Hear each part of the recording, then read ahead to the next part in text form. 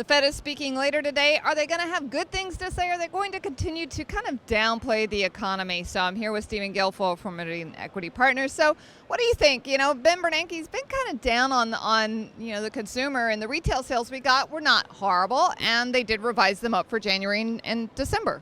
They weren't horrible, and I think they were kind of mixed. The Goldman and the retail numbers, the Red Book, weren't blowout.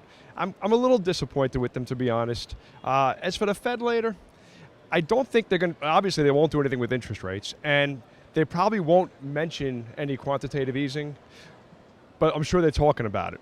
So we're going to have to wait until the minutes later on April 3rd to see how much they spoke about quantitative easing.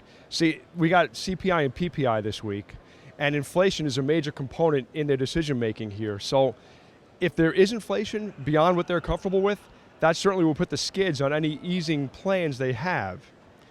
Do we have any issues with, we've got obviously an election year, and we've got the president saying, yeah, the economy's getting better, and then you got the Fed coming out going, well, not really. So are we going to start to see more pushback in that conflict? We certainly will. I mean, with the election in November, with the end of Operation Twist coming up in a couple months, that's probably the right time if they want to do something. And I'm sure it's a pretty dovish crowd, the voting membership this year, so I'm sure they would really like to.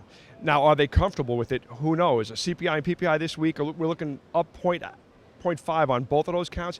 If it comes in there or a little higher, it'll probably make them back off a little bit. So who really knows? Inflation is going to be a key component here. All right, so we got the Fed talking later today, and clearly we're going to have to start to pay attention to inflation once again. This market is stock pickers market. Stocks have rallied this year. We're coming into a Monday where we're going to